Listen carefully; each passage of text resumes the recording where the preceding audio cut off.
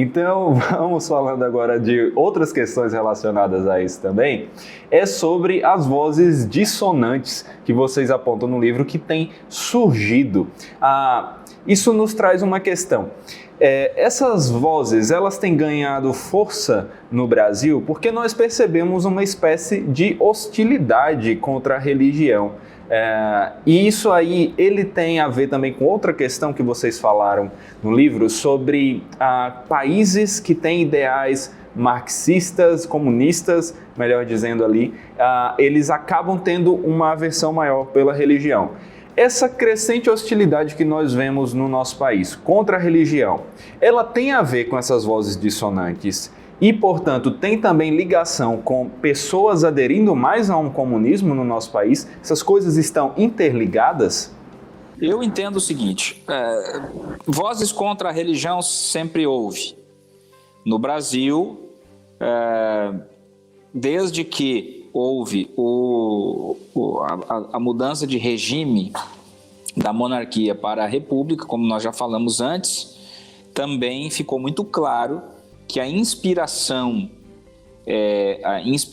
doutrinária de quem assumiu o poder era uma inspiração de natureza positivista da experiência francesa, que é um experimento que já estava ali fermentando na sociedade francesa desde o fim da Revolução no século XVIII.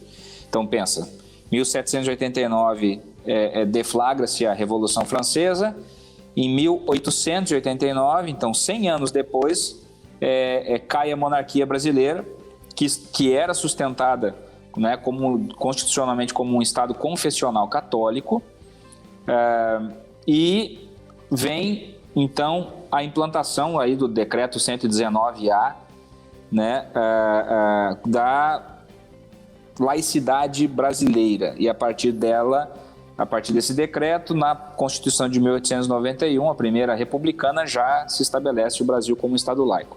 Porém, claramente, uma orientação de que a elite nacional, a nova elite, né? Então a elite republicana nacional, era uma elite que tinha aversão à religião como um ator da sociedade. Fazia com que a religião fosse um mero observador da sociedade.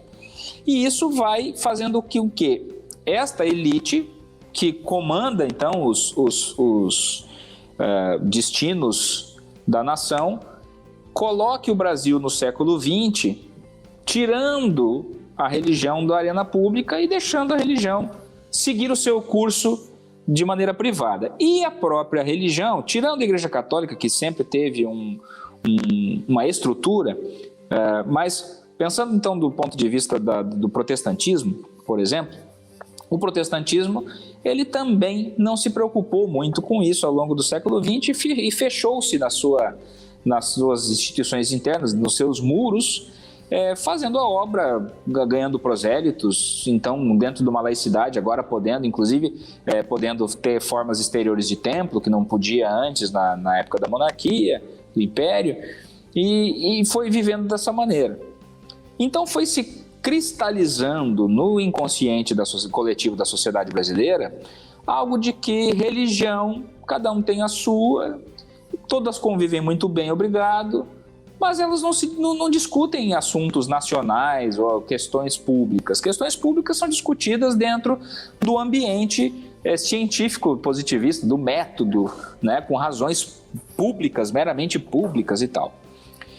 Só que, ao mesmo tempo, o que acontece é que um fenômeno religioso vai fermentando, e onde existe o fermento do evangelho, os valores do reino também vão inspirando as pessoas, e elas vão buscando também começar a olhar para a cidade, vão olhar para a cidade. Né? O Tiago tem uma expressão que eu acho legal, uma figura de linguagem, em que ele diz que as ovelhinhas, que cada denominação então arrebanha, elas pastam em algum lugar, e a grama é a mesma. Né? A grama é a arena pública, ali se não tem grama, não tem comida. Né? Então é importante para que se olhe para o pasto, para que se olhe para a arena pública também. Né? Esse terreno comum, essa casa comum onde todos convivem, que é a arena pública. E aí que acontece esse fenômeno de, a partir da década de 80, do século 20, e aí subindo para 90 muito forte, e aí nos anos 2000 começa a explodir a influência da igreja na arena política. E aí, bom, existe um choque de visões. Mas teve um século inteiro que a igreja não teve protagonismo, e agora a igreja começa a ter protagonismo. Que coisa é essa?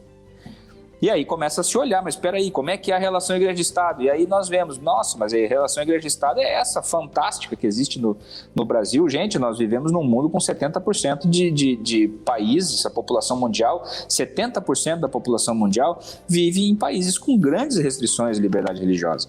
O Brasil é uma grande exceção. E aí quando a gente fala de liberdade religiosa, não é só liberdade de culto, de abrir igreja, de ter igreja, mas é liberdade de expressão, de viver a sua vida pautado pelo imperativo da sua consciência de fé. E isso vai, obviamente, falar com liberdade econômica, liberdade política, de reunião, de associação e tantas outras visões sobre educação, visões sobre saúde. Olha aí a pandemia, né? Olha quantas questões relacionadas à consciência religiosa estão ligadas a questões públicas. E aí, então, nós vemos o quê? Nós vemos um choque entre visões de quem pensa que a igreja... Mas espera aí, Estado laico não é igreja, fica lá o cara lá fora? E a outra turma falando, não, o Estado laico é o Estado que reconhece a espiritualidade, a raiz teísta da nação e por aí afora, como nós falamos até agora. Então existe sim uma visão, e aí tu falaste sobre a questão comunista, né, e socialista. Bom, esse processo todo também tem a sua raiz lá na Revolução, né? A Revolução Francesa lançou essa visão de igualdade entre todos numa perspectiva do coletivista, e os coletivismos como um todo viram na religião um elemento de resistência à sua visão. A sua visão gnóstica do mundo, a sua visão de cosmologia do mundo. E a partir disso, então, a religião cristã, especificamente, sempre foi um inimigo a ser combatido, né?